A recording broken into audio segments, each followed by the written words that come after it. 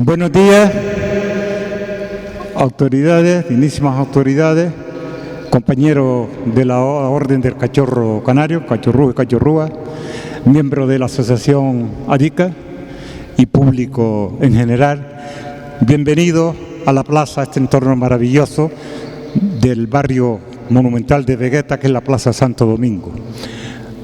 Les doy la bienvenida en nombre de la Asociación de la Orden del Cachorro Canario y también de la Asociación ADICA, una asociación para la defensa de la historia de Canarias, que hemos colaborado, y sin ellos tampoco se podría haber realizado este acto, que es el recuerdo de una de las efemérides y de uno de los hechos históricos más importantes que ha acaecido en la historia de Canarias. Solamente vamos a disfrutar de este pequeño, de esta escenificación, y les vuelvo a dar la bienvenida a todos. Gracias por su presencia y doy la palabra al cronista oficial de Las Palmas de Gran Canaria, don José Juan Laforé. Muy bien, unas pequeñas palabras de un poco de introducción o digamos de contextualización de esta jornada que vamos a vivir. Yo no les quiero volver locos porque ustedes han venido a ver unas imágenes muy bonitas que nos van a trasladar al siglo XVI, a esos últimos años del siglo XVI. Pero bueno, siempre es interesante, importante contextualizar por qué celebramos esto, de qué se trata lo que estamos conmemorando, ¿verdad? Hace 450 años tuvo lugar uno de los eventos más sonados de la historia de Las Palmas de Gran Canaria. Quizás el más importante o el que mayor incidencia tuvo en la ciudad en el siglo XVI o en todo el siglo XVI y todo el siglo XVII. Hay un antes y un después. Este es un debate que está en manos de los historiadores. Piensen ustedes que una cosa es la historia y otra los hechos del pasado. Los hechos del pasado están ahí, son los que fueron, pero la historia no es el pasado. La historia es el presente. ¿Por qué la historia es el presente? Porque la historia es esa imagen, esa narración del pasado que surge de la reflexión entre el historiador y los documentos o los restos arqueológicos del pasado, que permite establecer un relato, establecer una imagen de lo que aconteció. Pero lo está haciendo una persona del siglo XXI. Por eso yo he querido venir no vestido de la época, como los demás. Yo he querido venir del siglo XXI. Porque después vendrán los que representan esa imagen del siglo XVI. Pero yo estoy intentando hacer una contextualización de aquel momento desde el siglo XXI. Yo no viví el siglo XVI. Me darían un premio. Entonces, ¿qué ocurrió? Fíjense ustedes. Nada es casual, no es una casualidad, no es que por aquí apareciera un señor acompañado de 12.000 personas, porque ya tiene que ser casualidad, ¿verdad? Todo el siglo XVI ocurre que la ciudad se está preparando para dar uno de los elementos que más la va a identificar, la seguridad. La seguridad es la función más importante que pueden tener los estados. Los estados tienen que garantizar al ciudadano seguridad, pero no solo seguridad, digamos, policial o militar, sino seguridad de que yo me levanto por la mañana, abro el grifo y hay agua, que le doy a la llave de la luz y se enciende la luz, que voy a coger la guagua o el metro o lo que sea y funciona, ¿ven? Porque eso es lo que permite que la comunidad funcione. Si funciona, progresa. Si no funciona, no progresa. Y eso lo tenía claro la gente de Las Palmas de Gran Canaria a lo largo del siglo XVI. ¿Cuál es el lema del escudo de Las Palmas de Gran Canaria? A ver si alguien se acuerda. Tenemos nuestro escudo, aprobado en 1506 por la reina doña Juana de Castilla. Segura tiene la palma. ¿Qué es la palma? La palma es la ciudad. ¿Ven? Es el símbolo de la ciudad. Que la palma está segura, no es que hay una palma segura que nadie le pegue fuego, ¿verdad? No, es la ciudad la que es segura. Solo una vez en la historia fue tomada e incendiada, lo que vamos a conmemorar aquí. hace 451 años, no estoy haciendo bien las matemáticas, ¿verdad? Entre el 26 de junio de 1599 y decimos el 3 de julio porque fue la gesta del Batán, pero hasta el día 12 de julio estuvo por ahí enfrente la armada, la escuadra de Van der Doe. Pues fíjense ustedes cómo a lo largo del siglo XVI, primero paso, crear un cuerpo de ejército adecuado a la defensa, las milicias provinciales de Canarias.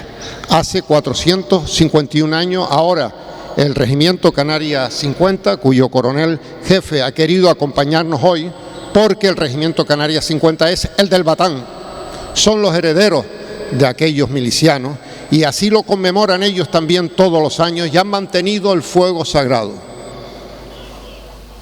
Y les diré después qué ocurre, porque esto es importante también mencionarlo. Bueno, se crean las milicias.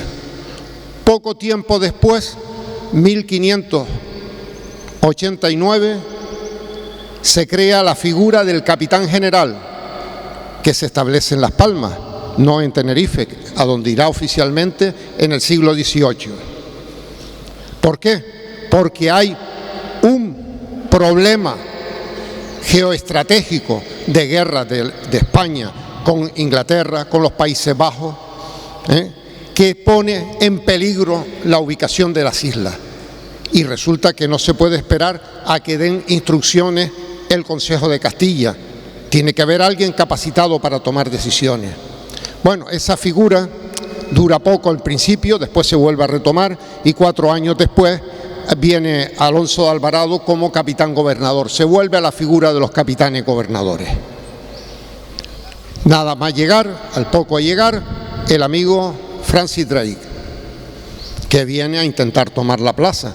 John Hawkins, que debe ser que no era tan resolutivo como él y sabía lo que era Las Palmas de Gran Canaria, dice, ahí no tenemos que atacar, nos la van a dar.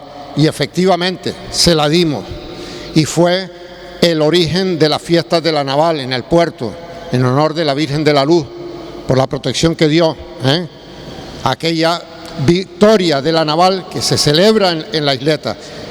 Aquí en Santo Domingo se celebraba la fiesta del Rosario, pero por Lepanto, la Naval de Lepanto, no tenía nada que ver con la otra.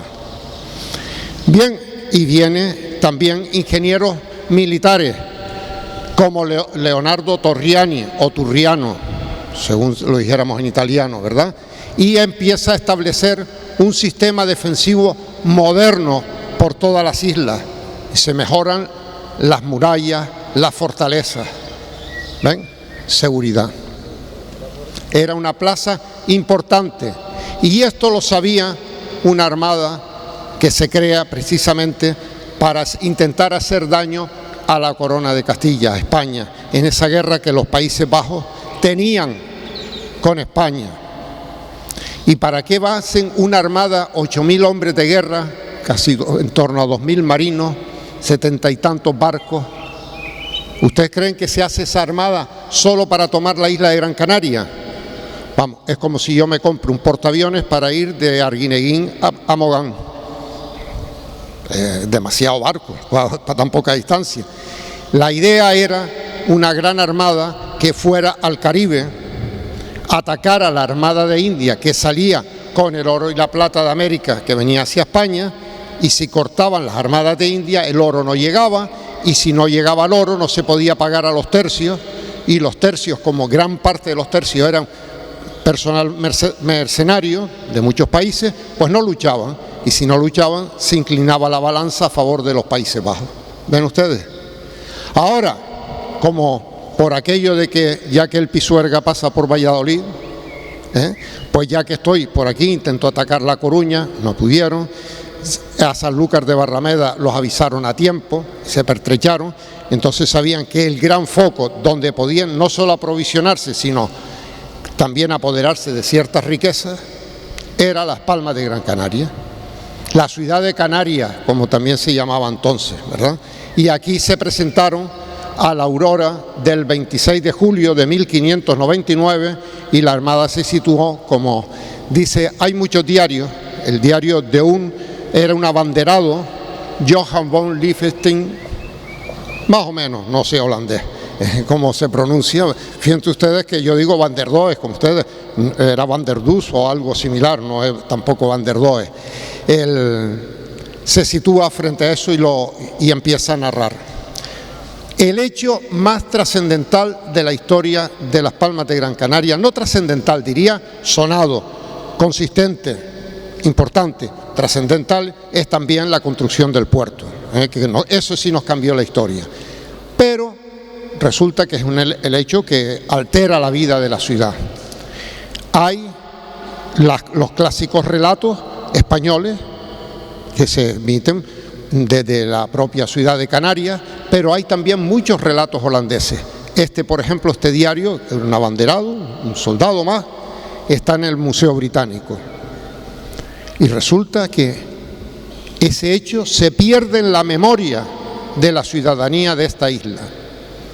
Hace 30 años atrás, 40, cuando empezábamos con la Mesa del Batán, cuando empezábamos con muchos relatos, la mayoría de la población no sabía, no recordaba. Como muchos oían, sí, el Canarias 50, el del Batán, ellos sí sabían. Y tenían por sobrenombre lo del Batán, porque era una gesta gloriosa para ellos y para la isla. Pero la gente dejó de recordarlo. Parece mentira. Si no somos conscientes de los hechos que definieron la historia y la identidad de nuestra ciudad, ¿qué vamos a saber? Pues poco podremos afrontar otros hechos.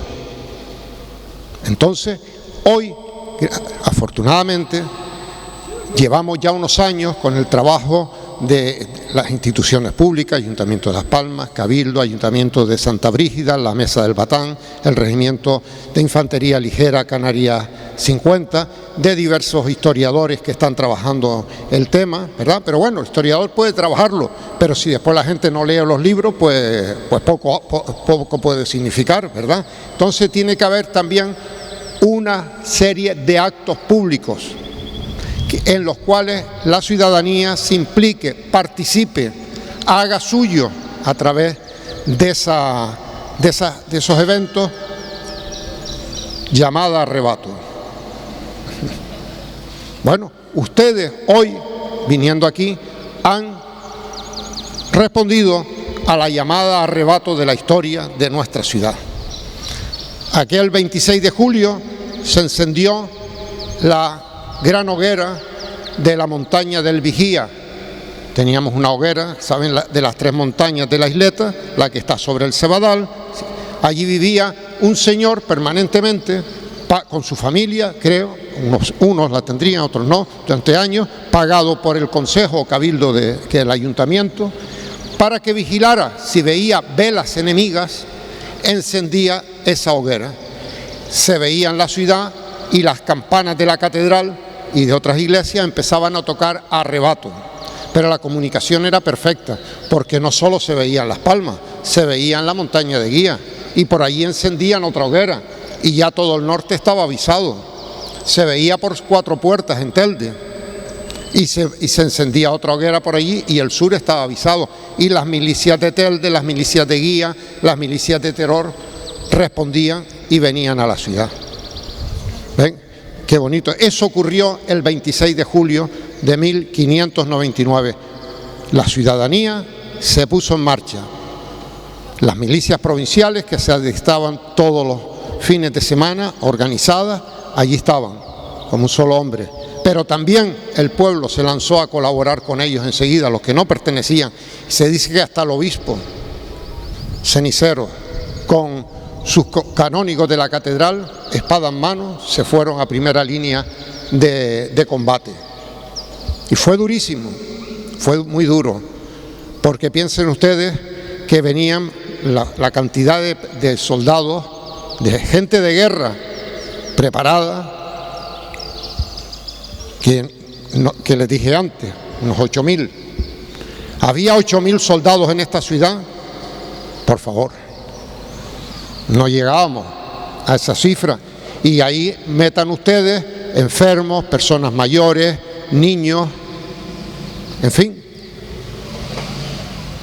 Una ciudad que además tenía muchos conventos. Aquí hay un convento que quemó, que lo perdimos porque lo quemó el amigo Van der Does.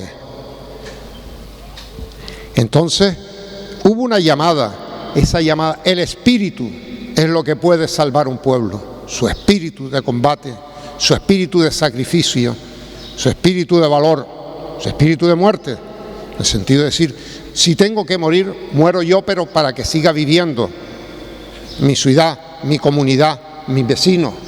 Y eso es lo que hace triunfar. Si nos echamos para atrás, nada. Y eso lo supo Las Palmas de Gran Canaria y lo demostró aquellos 3 días, primero en los arenales de la isleta, donde hubo gestas de auténtico valor, donde el capitán de la Vega murió tras haberle pegado un lanzazo al propio Van der Does, se lanzó él solo allí, donde llegó a morir incluso el párroco de la iglesia de Teror, que una crónica posterior pone, mejor se hubiera quedado en su iglesia. Bueno, ese comentario del que fuera, pero él fue con las milicias de Teror y allí murió. El sacrificio en la muralla norte, aquella que iba desde la Casa Mata, que estaba en la montaña de San Francisco, al castillo de Santa Ana, en la Marea. Y aguantaron 3 días hasta que se acabó la munición. Pasaron 2 cosas, se acabó la munición y además los holandeses se dieron cuenta que al bajar la marea podían pasar bordeando el castillo de Santa Ana, como hacemos todos, cuando baja la marea vamos hasta el castillo de San Cristóbal allí y tocamos la pared. ¿Ven? En ese momento tiraron las llaves del castillo y otras llaves, el último cañonazo. Pero aquellos 3 días y el sacrificio no fue en vano. La población de Las Palmas se pudo ir a Santa Brígida, se pudo sacar muchas cosas hacia Santa Brígida, entre ellos la gran lámpara de plata de la catedral que se puso en la iglesia de Santa Brígida durante ese tiempo. ¿Ven ustedes? Y se pudo con ello reorganizar la defensa y afrontarla ya desde otra perspectiva porque la ciudad había caído. Pero si no hay una gente dispuesta a defender durante 3 días la ciudad, eso no hubiera sido posible.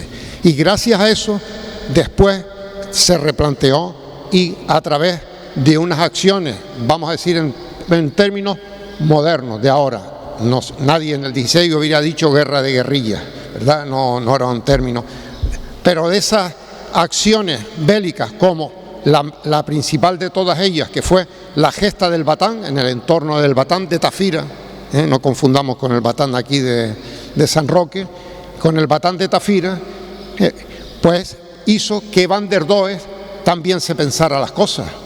Y él, que incluso llegó a pensar que había venido tropas de otras islas desembarcando por el norte, ¿verdad? Se dio cuenta de un detalle, que ponía en peligro el intentar quedarse, que no quería quedarse con una isla, quería llevarse dinero, conseguir que se hiciera sufragánea de los Países Bajos, que pagaron unos tributos en adelante a los Países Bajos, ¿verdad? Y poco más. Pues todo eso iba a poner en peligro su objetivo principal, que era llegar al Caribe y cortar las armadas de India. ¿Ven? Y entonces el 3 de julio dice a reembarcar todo el mundo. Y antes de reembarcar, ¿qué hace? Ordena expolio, llevarse todo lo que puedan, comida, víveres, pero también objetos de valor. El archivo del ayuntamiento nos dejó sin historia, No se sabe dónde está. En el siglo XVIII parece que estaba en un castillo de Holanda, pero hoy en día, afortunadamente, los holandeses son grandes amigos nuestros, son casi, se puede decir, hermanos. Aquí viven holandeses con nosotros y participan en todos estos actos de Van der Does. Es la historia común que compartimos, y la historia ni es buena ni es mala, es lo que ocurrió. Lo asumimos y miramos hacia adelante y caminamos todos juntos. Bueno, pues lo han estado buscando, igual que nos regalaron una campana para la catedral con motivo del 400 aniversario, que la pueden ustedes ver en una hornacina en la catedral, ¿verdad? Bueno, pues ellos se van y se queman muchos edificios importantes de la ciudad, entre ellos el convento y la iglesia de Santo Domingo, el ayuntamiento, el palacio episcopal, la catedral antigua, la catedral, en fin, muchísimos otros. Y no se van el día 3, embarcan. Y van embarcando poco a poco en los días sucesivos. Vamos a ver, no son 120 personas a coger el Vueling a Madrid. No hay muelles, son barcazas, Entonces tienen que trasladar. Y ya están hasta el día 10-12, donde Van der Doe da ya la orden de hacerse a la mar con rumbo a La Gomera, donde también tienen problemas. Se divide la escuadra, él da a una parte de la escuadra que vuelva a Holanda, pasan por La Palma, que atacan a La Palma. Van der Doe con el resto va hacia Cabo Verde. ¿Por qué? Porque la ruta de los alisios baja hacia Cabo Verde y luego gira. Los que saben navegar, sin embargo, a mí me decía un viejo marinero isleño, ¿y cómo se va a América? Dice, pues muy fácil. Dice, mire, usted ponga rumbo sur, retire hacia el sur, y cuando vea usted que la mantequilla que lleve a bordo se va derritiendo, entonces vira usted a la derecha y todo seguido. Digo, claro, América llega seguro. Lo que no sabe a qué sitio América, pues aquello es muy largo, ¿verdad? Y llegan muy seguros. ¿Qué ocurre? En ese tránsito, Van der Doe enferma y muere. De nuevo se divide la escuadra y otra parte sigue hacia América con otro de los almirantes. Y cuando llega al Caribe, ya aquella escuadra, sin espíritu, sin ganas de lucha, desarmada, pues la Armada Española le da un golpe fuerte y la destruye. ¿Cómo tituló nuestro gran poeta Cairasco de Figueroa? Bartolomé Cairasco de Figueroa, que como sabía idiomas, era el que bajaba a negociar con Van der Doe. Y creo que lo más que le fastidiaba, dice, no hay derecho que uno venga a negociar a su propia casa y en su propia casa le inviten con mi propio vino. Porque Van der Doe se quedó a vivir en el palacete que mejor encontró, que era la casa de Cairasco, donde está hoy en día la plazoleta de Cairasco. Él tenía allí una tertulia renacentista dedicada a Apolo Délfico, Leonardo Torriani, en fin, músicos de la catedral se reunían allí, tenía una tertulia literaria, intelectual y tenía buenos vinos para dulcificar esa tertulia. Pues ¿cómo lo tituló? La victoria vencida, que es el final de uno de los poemas dedicados a estos hechos. Y fue la victoria vencida. La victoria de Van der Doe se convirtió en una derrota que la ganamos la gente de esta isla, gracias a ese empecinamiento por enfrentarse a los Gran Canarios. España logró vencer al holandés. Y por Castilla y por la fe, como dice en Santa Brígida, vencimos al holandés. Hoy en día no se trata de vencer a nadie, hoy en día se trata de vencer a la ignorancia, al desconocimiento. Se trata de que la sociedad insular, las personas de Holanda y de otros países que viven y comparten con nosotros, también conozcamos qué ocurrió, por qué ocurrió y cómo tenemos que sacar hoy en día consecuencias para que la paz, la convivencia, la hermandad sea posible, no solo entre nosotros, sino en todo el mundo, en unos momentos tan difíciles que está empezando a vivir de nuevo la humanidad. Y esto puede ser una lección bonita. Por eso yo me alegro mucho de que hoy conmemoremos este capítulo de la historia, capítulo sagrado, capítulo señero, importante de la historia de las Palmas de Gran Canaria, todos en la llamada arrebato de nuestra historia aquí en la Plaza de Santo Domingo, por la que pasearía el señor Van der Doe y los suyos, seguro, estuvo por esta zona, aunque no lo describe exactamente, pero la ciudad no era la de hoy en día, o voy al puerto, me voy a Escaleritas o vengo aquí, había lo que había, ¿verdad?, entre la muralla norte, que estaba en Bravo Murillo, y la muralla sur, que está en lo que hoy más o menos Hernán Pérez de Grado. Esto... Triana, Vegueta, algo de los Riscos, la parte baja, no pensemos que los Riscos estuvieron siempre como hoy en día hasta allá arriba, eran 4 casas en lo bajo, poco más, ¿verdad? Pues aquí, en este lugar histórico, sagrado de las Palmas de Gran Canaria, nosotros recordemos este hecho sagrado para las Palmas de Gran Canaria, para Canarias en general y para España en su conjunto. Muchísimas gracias. Bueno, después la magnífica exposición de nuestro cronista oficial, del cual nos podemos sentir orgullosos por su conocimiento de la historia de Las Palmas de Gran Canaria y concretamente de esta efeméride que hoy recordamos. Y como él dice, no se trata de celebrar ninguna victoria y nada, sino simplemente de no olvidar nuestra historia, porque un pueblo, ya se dice mucho, un pueblo que ignora su historia está condenado al fracaso. Yo quería también agradecer a personas que se han involucrado en esta celebración.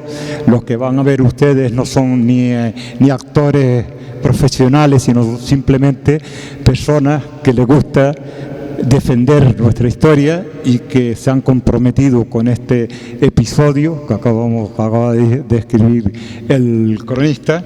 También quiero agradecer al maestro de esgrima, que habrá alguna exhibición, al Marianne, que es la presidenta de ADICA, y a todos los participantes que van a ver ustedes desfilar en estos breves momentos. Luis Pacheco de Narváez fue el gran impulsor de una escuela que se creó en la península ibérica, que llamaron sus autores la verdadera destreza de las armas, y escribió un tratado en 1600 y lo escribió aquí, en Gran Canaria, porque él estaba al mando de las fuerzas de las islas, ¿no? De las fuerzas de defensa. Y bueno, ya que hemos venido ahí una panda de godos a practicar destreza, pues vamos a ver un poco cómo es la escuela, pero no exactamente la de Pacheco, que él es de finales del 16, principios del 17, trabaja con roperas tempranas. Vamos a seguir con una derrada que viene a ser una continuación y una evolución de la escuela para usar la espada ropera tardía, que está desde mediados del 17 en adelante, ¿vale? Os vamos a enseñar primero, bueno, ahí tenemos al Dan que se está preparando rápidamente. Os vamos a enseñar primero unas cuantas técnicas, así por encima para que veáis cómo se trabaja, y después haremos unos asaltos a plena potencia, porque esto si no, no tiene chicha. En destreza, bueno, cuando dices que haces esgrima, sí, se he leído la mente, estáis pensando en esto, ¿no? Vale, eso es esgrima deportiva. En destreza se trabaja erguido y no se hacen fondos, no se entran a estos saltos. Se trabaja habitualmente utilizando el círculo y con control de hoja. Estas espadas pesan cerca de 1 kilo, entonces lo que buscamos siempre es ejercer un control, porque si yo controlo este área, no me puede herir. Entonces, todas las técnicas que hacemos son con movimientos circulares. Vente, Rafa. Hay técnicas súper interesantes, ¿no? Yo, por ejemplo, cuando estoy con mi oponente, lo que me interesa es sacar la espada en medio. Ahora os vais a poder vosotros. ¿Cómo la saco? Él me está apuntando a la cara, esto da mucho miedo, con el atajo. Entonces, esto es un atajo. Busco mantener el control de la hoja y desde aquí, él lo tiene muy difícil para salir y yo lo tengo fácil para entrar. Lógicamente no es perfecto. Él puede salirse del atajo e intentar hacerme algún mal. Yo puedo continuar y ser más malvado y chungo que él. Y Rafa, yo sigo hablando y así, que lo de correr y hacer estas cosas y hablar al mismo tiempo. Vale, algunas técnicas, porque estas espadas se utilizan también para realizar cortes. Entonces, cuando uno de los dos oponentes lanza una estocada hacia la parte alta del torso, el otro se defiende normalmente con un corte. Tapo de hombro. Vamos allá, dale caña. Ahí está, se defiende. ¿Por qué podemos hacer esto? Haciendo en un paso. Porque el movimiento de defensa me está preparando para poder sacudirle el golpe. Entonces, en el tiempo en que él está proyectando toda su energía hacia adelante, yo me defiendo y devuelvo el golpe. Por ejemplo, ahí está. Hombre, ya se aprovecha y la agarra, porque claro, esto no es esgrima deportiva que está basada en un entorno del duelo del siglo XIX, que no puedes tocar. Aquí agarramos y hacemos cosas malvadas que nos llevan a la conclusión, ahí, y hacer el mal. Claro, ¿qué es lo interesante de la conclusión? Luchar del brazo. por favor. Ahí lo estás usando, te corres. Ahí está. Si lo extiendes, claro, evitas que él pueda utilizar el arma. A ver, la conclusión en esta escuela, en este estilo, viene a ser el sumum de la técnica, porque puedes vencer en el combate sin necesidad de herir o de matar a tu oponente. Aquí hay un concepto que es un concepto religioso y moral de todo el siglo XVI, XVII, en el que, hombre, dos buenos católicos no deben matarse. Dejan aparte a protestantes, herejes y esas cosas. Esto no sacrifican y le están haciendo un favor al mundo. Pero eso ya es otra historia, ¿no? Entonces lo que buscas siempre es controlar. Ahí está, entras y le das. Vale, déjame hacer el diálogo. Otras cosas que hay súper interesantes es cuando estás trabajando con el oponente y haces un remesón, que se llama en la época, un remesón es eso. Y con tu espada y busco picar. Bueno, es peligroso porque puede volver. Pero hay remesones y remesones, hay cosas muy chulas, porque cuando te mueves puedes entrar a hacer cosas aquí. Entonces, parece que no, pero es un golpe muy potente. O sea, ese desvío es muy potente porque estás metiendo el cuerpo, es un tema técnico. Todo el trabajo de destreza, estoy poniendo protección esta silla, empezamos. Sí. Todo el trabajo de destreza, si os fijáis, se basa en movimientos circulares que buscan luego entrar de una forma, podría entrar de otra, podría entrar con lo mismo, con un tajo que entra por este mismo lado, porque así no se puede defender. Esto es una viesidad. Es decir, si yo le desvío la espada, él a lo que va a tender es a cubrirse por este lado. Pero, si yo le desvío la espada y entro aquí, cuando va a cubrirse, ya está. Esto es en la teoría, ¿vale? Claro, es que él se defiende, así cuando no se defiende está muy bonito. Todas estas técnicas de la destreza no te mencionan en la escuela el cuerpo a cuerpo. No, una vez llegada a la conclusión, le quito el arma, la amenazo, para. Yo sospecho que había mucha gente que no se dejaba. Somos así, cabezones. Entonces, ¿qué pasa? Cuando llegas a estos puntos en los que no somos revés de la cabeza, sin cortar, cuando llegas a estos puntos puedes picar o vas a golpear con el pomo y normalmente continúas. Pero es cierto que en los tratados de esta época no te están mencionando cuerpo a cuerpo en plan lucha. Y sin embargo, tratados de hace muy poquitos años antes sí que lo hacían. Entonces todavía le damos vuelta. Sí, y de viejunos, esta gente que todavía viene del medievo y tal. No, hay que ser modernos, es una romera, maldición, mátalo de lejos. Vale, una característica de esta espada, que no la comenté, estaría bien al principio, es que si os fijáis es muy larga, da la sensación de que es muy ligerita, pero no es el caso. Estamos hablando de una espada que pesa de media unos 950 gramos, cerca de 1 kilo, que es lo que pesa una espada medieval, normal, de una mano, pero lo que cuenta es cómo colocar la mano y el equilibrio. Esto permite, yo puedo trabajar con muy poco movimiento, salidas muy fáciles de control. Y los gavilanes son un elemento de defensa increíble. Esto parece una chorrada, con un gavilán, ¿entiendes con qué movimiento? Es una muñeca. Te controla el arma. También se utilizaba para golpear, por lo menos yo lo usaba. ¿Cuántos hay? Bueno, la idea ahora es... Ponte, ya después me voy poniendo yo. No, la idea es hacer asalto. Porque estos son 4 técnicas, 4 pinceladas que os pueden enseñar un poquito la idea de cómo nos movemos, ¿no? Porque al final la esgrima histórica no deja de ser una recreación. No es una recreación porque vayamos vestidos con ropa de la época, llevamos indumentaria moderna. A ver, esto parece muy de la época, pero es el uniforme que tenemos en la escuela, en la Academia de Espada. Pero las protecciones son modernas. Vete, Rafa, llevamos máscara, llevamos guantes, llevamos una chaquetilla.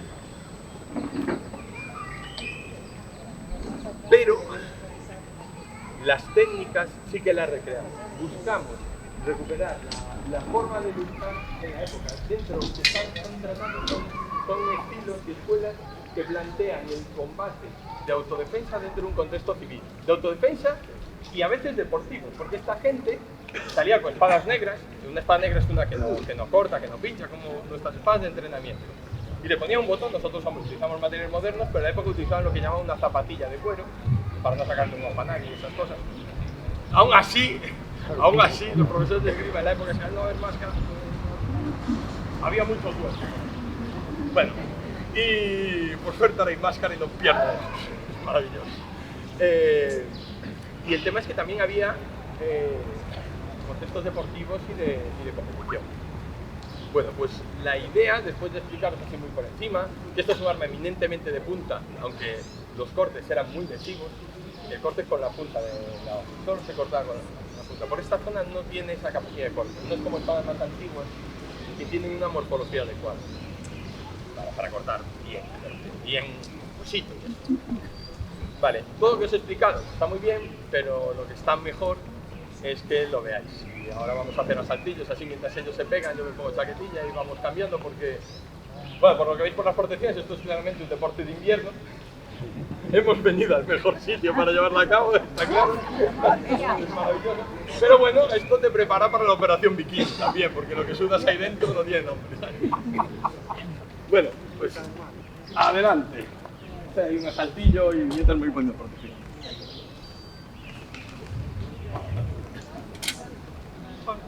Vamos a ello. ¿Qué pasa?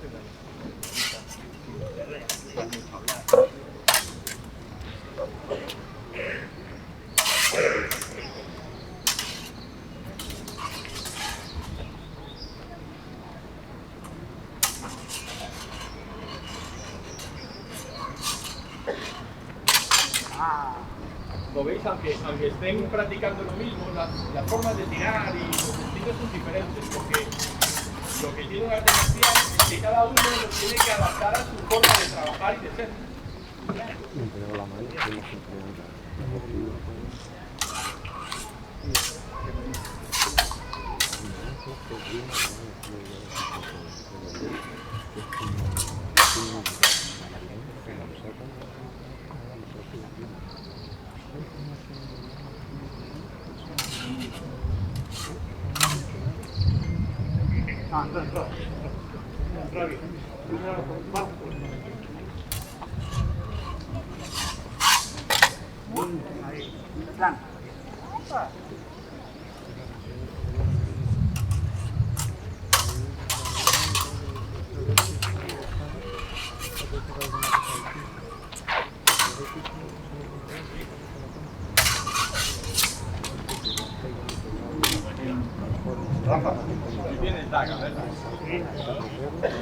Uno más, que entre.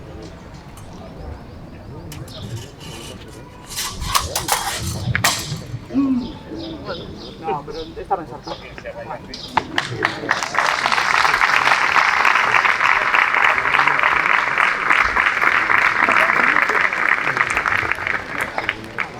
Vale, vamos a hacer un ejercicio. Vamos a enseñar al Spiderman de la ropera, ¿no? Tu vecina y amiga la daga que se utiliza como la ropera, iluminación en muchos casos. Y después algo menos conocido que se han traído Rafa y de super sorpresa, que es el Corquel. Vamos a hacer un asaltillo más.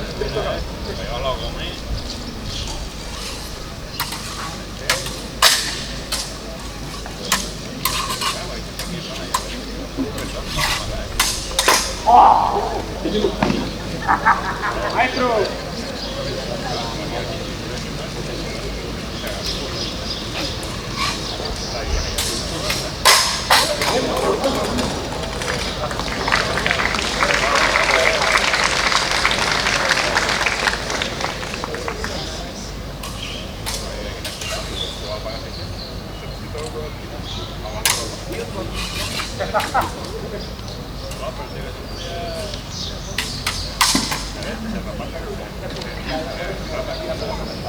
Y esa galleta me la como sola.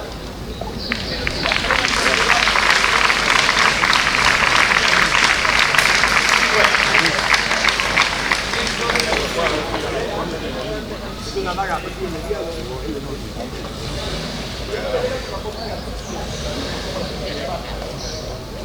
se desarrolla igual que la taza para que te proteja perfectamente la mano.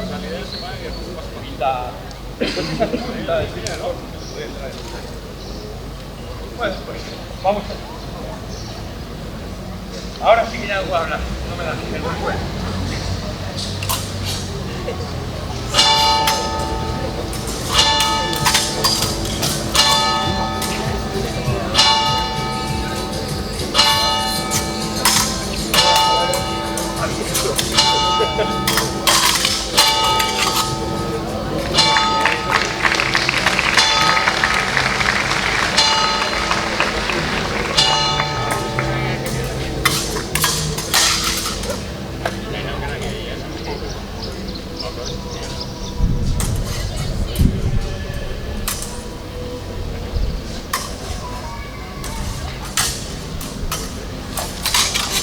Ahí caíste en el viejo truco de sendero de las referencias. Es malvado. Venga, una más.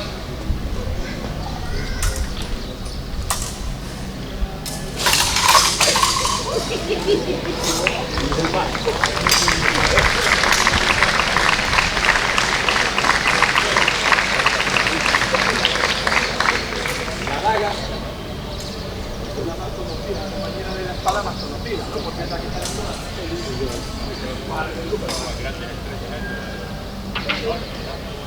Era más orientado. Con toda probabilidad también sorpresa. El broquel. Una especie de escudo que se empuña, se agarra con la mano, muy ágil, muy flexible, y que probablemente fuera mucho más utilizado que la daga. Y de hecho, hay documentación del siglo XVI. Igual, eran estudiantes universitarios y además en una época la universidad estaba acogida a la ley religiosa. La llamaban parda, pero sabía que no les pasaba nada. Y tenía unas cosas con los calles con distintos debajo del broquel. Y venía la guardia. A veces había ollas que se caían, luego se hizo una olla como si fuera la tapa. El bueno, pues así vais a ver cómo se utiliza dentro del contexto del combate.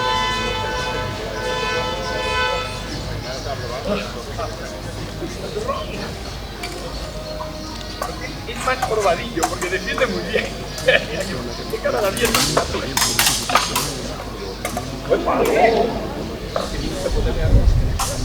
Perfecto. Vamos a colocar esto y a movernos.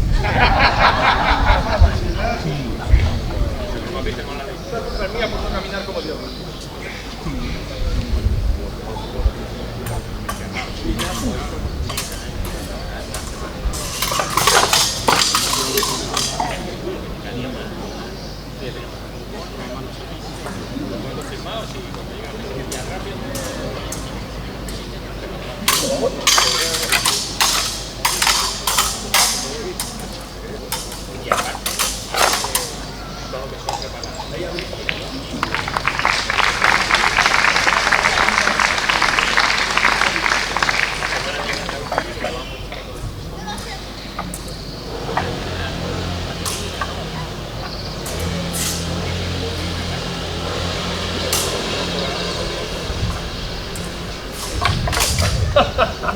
Eso correcto, nos pincha por los dos.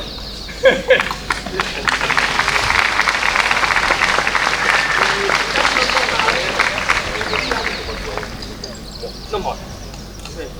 O sea, pinchar al otro está bien, pero si tienes que llevar un trozo de algo que se te queda a casa, no va. Bueno, esto es básicamente las armas de los tres.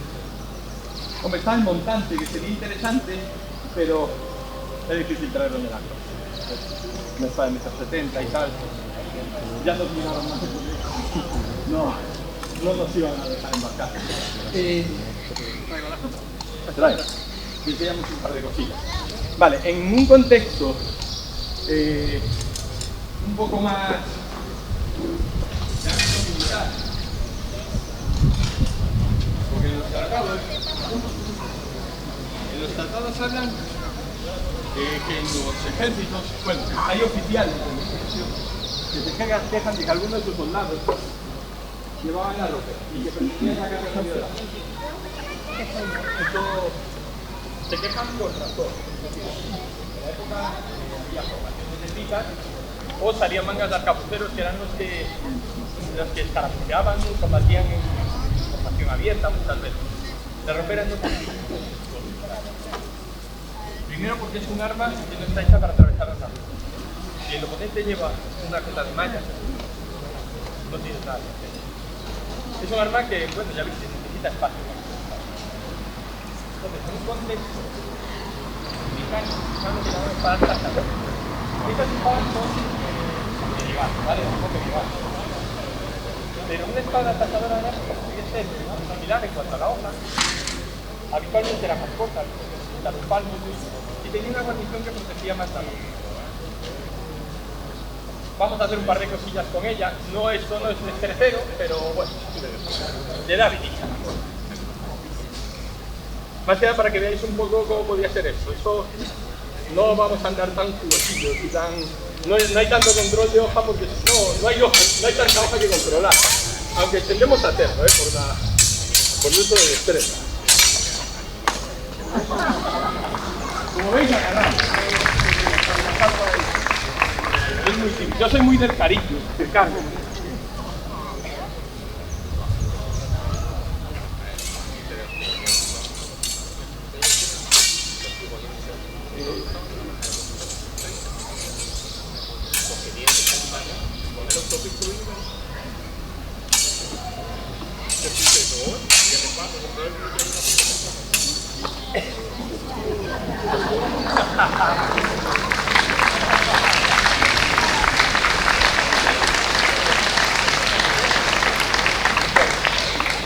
Y lo último tenemos que sacar con la ropera. Anda, pégate con...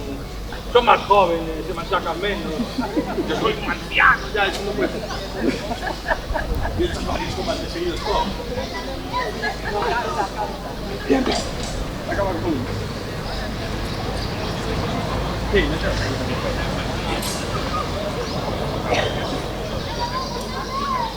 Porque en la época y la destreza, la espada ropera se la considera la reina de las armas.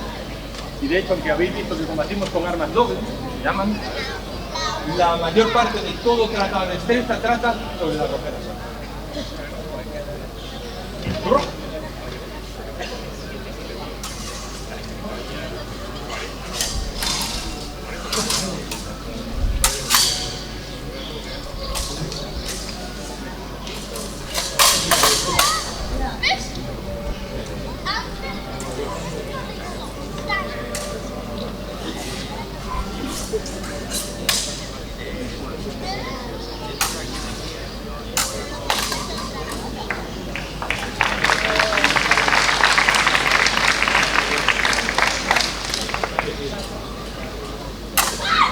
Ah, buena. No.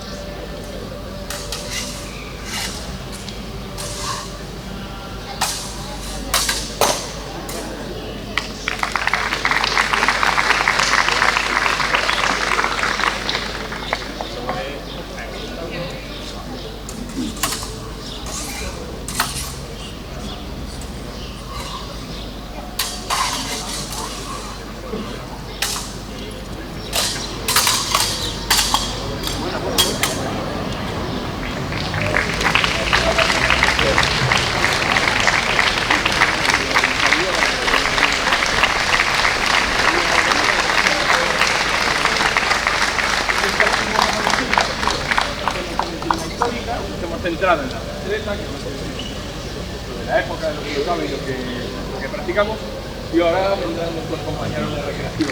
Bueno, muchas gracias al maestro de armas, don Juan Diego Conde Aguileta, por la exhibición que ha realizado. Y como él bien ha explicado, no se trata de una competición para las Olimpiadas y nada de eso. Son las armas que se utilizaban con la protección correspondiente, que se utilizaban en la época, pues los militares, los soldados para defenderse. Gracias, y ahora presento a doña Mariana de Eli Perdomo Machín, que es la presidenta de ADICA, la Asociación para la Defensa de la Historia de Canarias, que va a seguir conduciendo lo que ya es el desfile y el pase de los colaboradores, para que ustedes disfruten de la vestimenta y de la historia de lo que van a representar. Un aplauso para el maestro de esgrima Pío de Nuevo. Buenos días, señoras, señores del Real de Las Palmas. Estamos aquí para hacerles una pequeña muestra de lo que sería la vestimenta en 1599, en la víspera del ataque de los holandeses. Quizás, no sé, si cualquier cosa al final podemos hacer también unas preguntas o algo. Iré presentándoles un poco lo que era el tipo de gente, cómo se vestía. Y bueno, decirles también que son bienvenidos a unirse a ADICA y a participar. Nosotros normalmente nos hacemos las ropas, pero les podemos enseñar cómo hacerlo, y que son siempre bienvenidos. El Batán es en junio, como saben, y allí les esperamos, en Santa Brígida, ¿vale?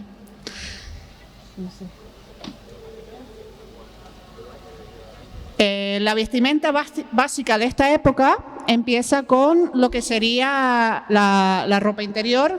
Esta es de mujer, es una camisa, que lo mismo podría valer de camisón, y sobre ella se colocaba una falda tipo pareo, y después ya el corpiño, la falda, los jubones, los sayuelos, un montón de cosas que iremos viendo.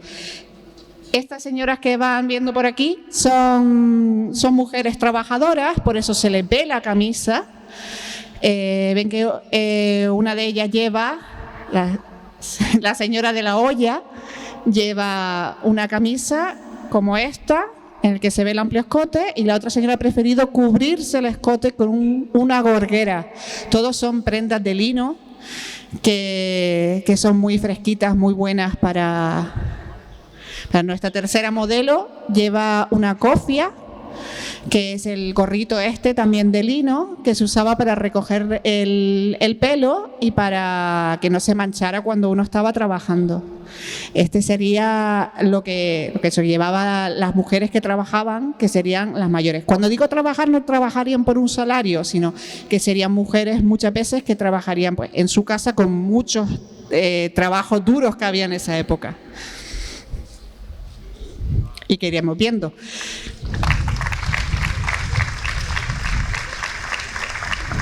Llevan también las faltriqueras, pueden ver una en verde, una en rojo, que son los bolsitos estos, porque esta ropa, curiosamente, igualito que hoy, la ropa de mujer no tenía bolsillos incorporados, la de hombre sí, pero la de mujer no. Y entonces llevan esos bolsitos para poder llevar dentro sus pertenencias.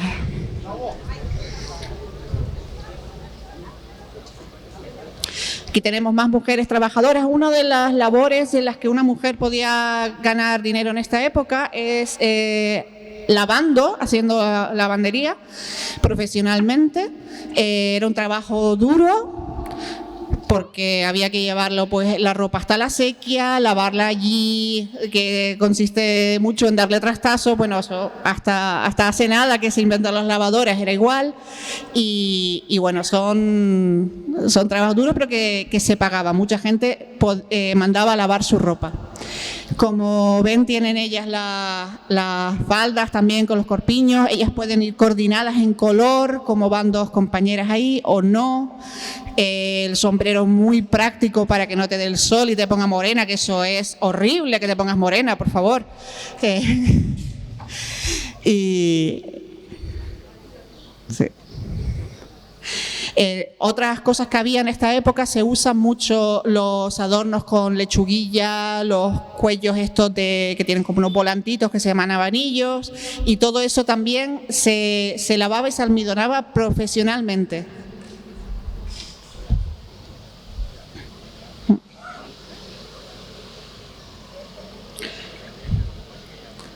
Otras labores, la mayoría de los trabajos profesionales estaban reservados a los hombres. Pero también las mujeres, por cuestión de viudedad o por circunstancias de la vida, podían verse trabajando y, por ejemplo, un trabajo podría ser en panadería, por ejemplo. Las compañeras llevan pues diferentes modelos de saya y cuerpo, con sus camisas, como hablamos antes, con sus cofias, todos hechos en lana, en lino. Estas de aquí son ropas todas hechas a mano y para la persona. Entonces,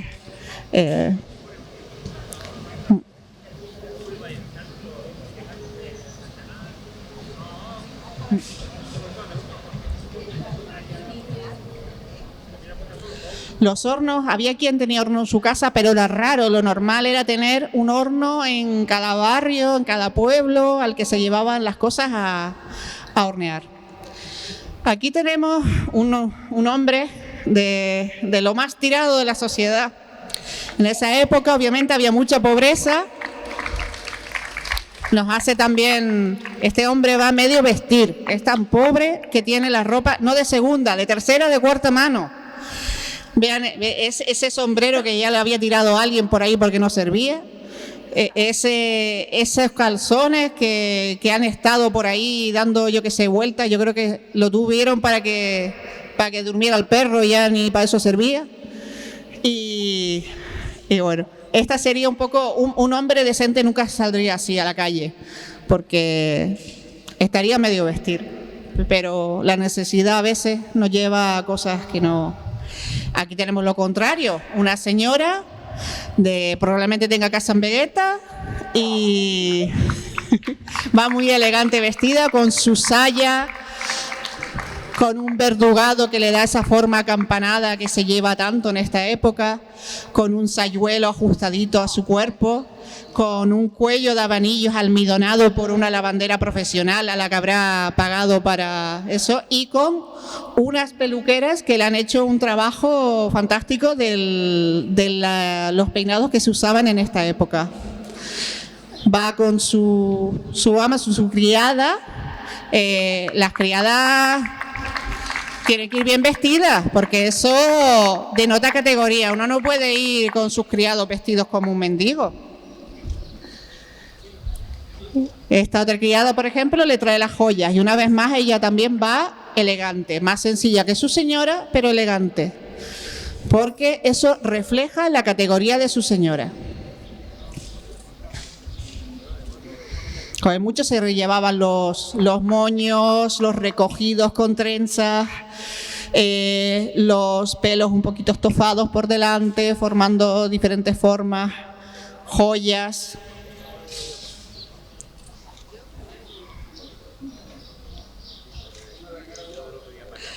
En esta época hay algunos cuadros, la verdad, que dice, bueno, esta señora antes muerta que sencilla, porque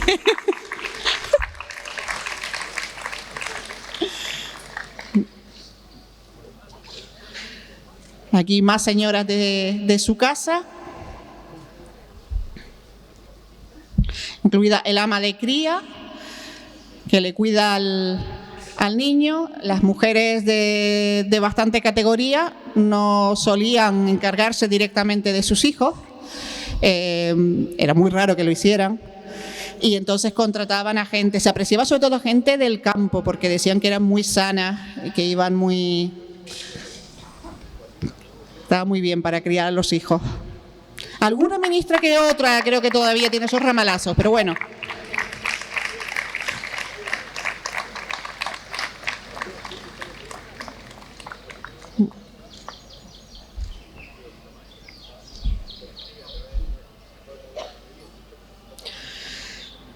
Tenemos a más gente de la nobleza canaria. Va el señor con su ropilla y unos calzones a juego y una gorra con pluma. Su señora va vestida con saya y sayuelo, cuello de abanillo los llevan los dos y un recogido a la moda con el pelo levantado por delante, sus trencitas.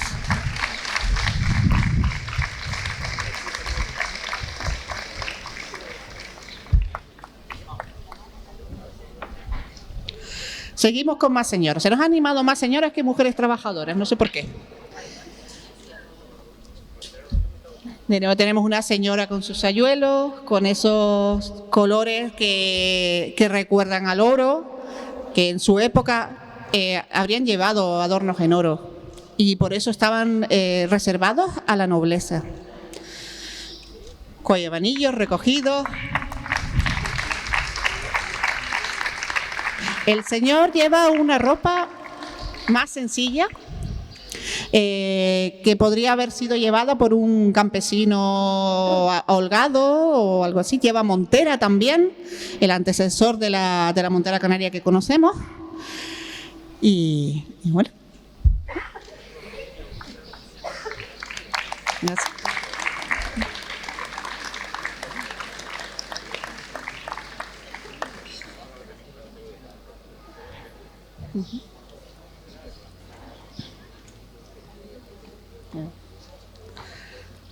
Más señoras, tenemos una señora con saya, sayuelo. Si se fijan, hay una característica en la mayoría de trajes de señora de esta época, que es que tienen la parte de delante plana y todo el volumen en los lados y atrás, porque eso favorece a la silueta.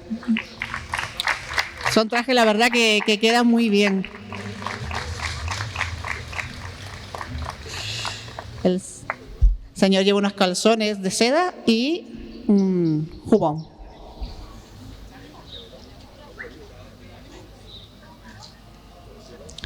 En esta época había dos tipos de personas con armas en la isla, que eran los milicianos, que eran gente, digamos, como que los metían a defender su tierra, y los soldados del rey. Aquí tenemos a un soldado del rey con su señora, que bueno, eran de los pocos militares profesionales que habría en esta época. Era un cargo, o sea, un soldado no es cualquiera, un soldado es una persona con cierta categoría. La señora lleva una falda a la baronesa con una abertura que deja ver la falda que lleva debajo.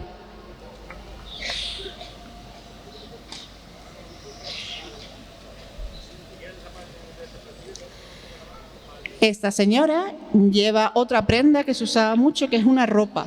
La ropa era como una especie de abriguito, hoy diríamos que es largo, en esa época pues más bien era corto comparado con el resto de faldas, y se ponía por encima de las otras ropas. Muy propia para ir cómoda, para ir elegante pero discreta. Sí. Le acompaña un joven que sin duda le escolta por si hay algún problema por la calle, que va muy elegante vestido con una ropilla, unos calzones, medias y sus zapatos y una gorra.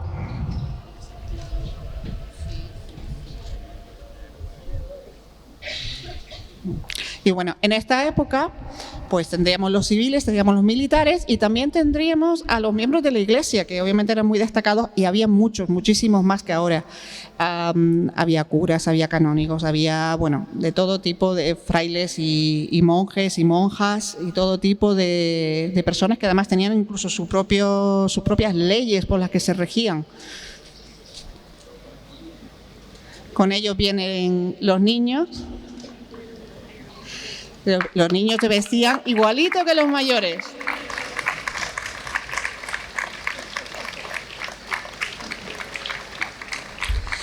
Las ropas de lino se usaban sobre todo cuando hacía calor o en contexto de marineros. Aquí tenemos el señor de este lado, es un dominico. Los dominicos, que están en su casa aquí, por cierto, llevaban la Inquisición, por lo tanto tengan cuidado con lo que dicen delante de este señor, porque hay mucha leyenda negra, pero algo, cuando el río suena, algo lleva. Le acompaña el señor Cairasco, señor don Bartolomé Cairasco de Figueroa, que era canónigo de la catedral y que participó en las negociaciones que se hicieron con los holandeses. Y creo que le quemaron la casa al pobre. Tenemos otro señor elegante de Vegeta y una señora que va también con su cuello de abanillos. Él lleva un herreruelo, que es esa capa un poco corta con el cuello un poco levantado. Era un complemento muy usado en la época, y unas calzas holladas que forman esas tiritas, que aunque lo veamos mucho en ilustraciones de época de la conquista de Canarias, no son de esa época, son de esta época. Vale. Ella lleva unas mangas, un sayuelo con unas mangas muy elegantes, unas mangas largas, que esto está diciendo: yo no toco un plato en mi vida, vamos. Y de nuevo, el blanco se usaba mucho en esta época, no estaba reservado a novias ni nada como hoy nos parecería. Era un color que se usaba mucho en trajes elegantes. Y tenemos otra señora vestido también al estilo de la corte, con obviamente su paje también, que le escolta. Es un traje con hilos de plata y con su sayuelo también con las mangas largas estas. Eso. Al señor lo ha vestido muy elegantemente con un coleto de terciopelo.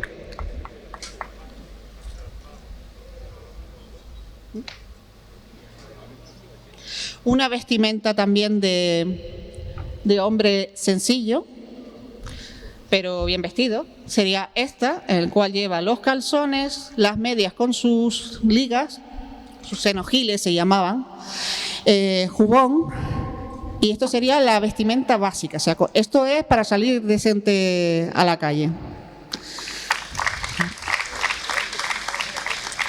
Una cosa curiosa, a él se le ven como unas tiritas que cuelgan por los lados, era porque el jubón se ataba a los calzones.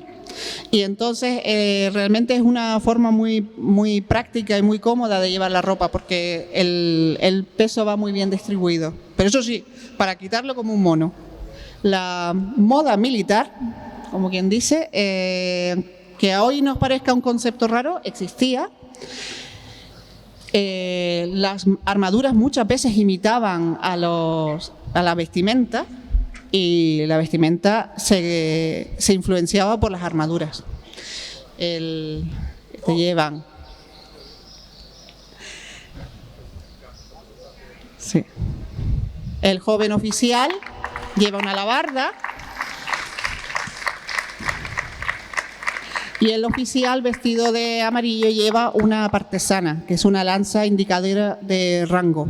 Podría ser un capitán, por ejemplo.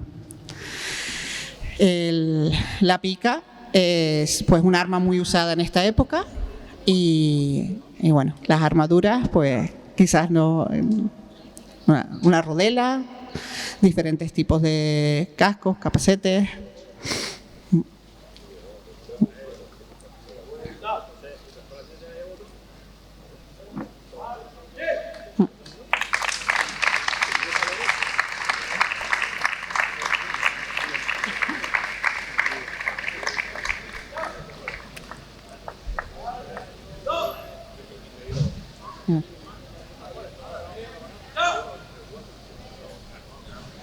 Espero que les haya gustado esta pequeña muestra de vestimenta. Me gustaría agradecer a todos los que han venido, tanto al público como a los participantes, porque esto es una cosa que hacemos altruistamente. A todos los que han cosido su ropa, los que han cosido para otros, los que han buscado complementos, los que han mirado para organizar, los que han viajado de fuera, de Tenerife o de Orense para estar con nosotros. También a las peluqueras, que creo que han hecho un excelente trabajo, y peluqueras maquilladoras, sí. Y bueno, cualquier pregunta, cualquier cosa, si quieren hacérselo a ellos o a mí, pues...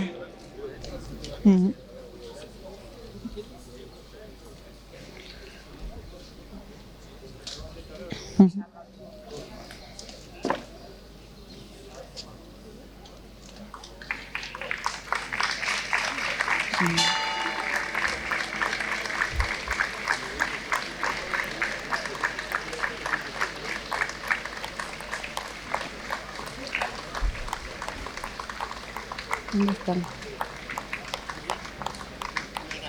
Gracias.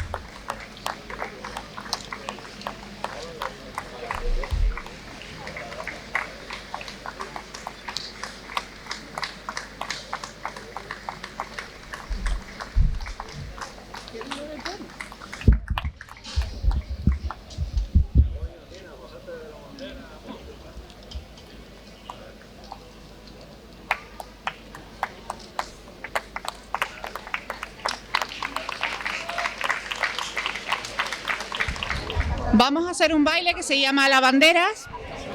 Es un baile popular francés y lo vamos a hacer para los que sepan hacerlo. Este baile es un tipo de baile que hacían mimos, hacían como gestos, pues por ejemplo el de los monjes pues, hacen gestos como que rezan, el de las arvejas hacen como si fueran vainas de arvejas y saltan las arvejillas por ahí, y en están haciendo como que lavan.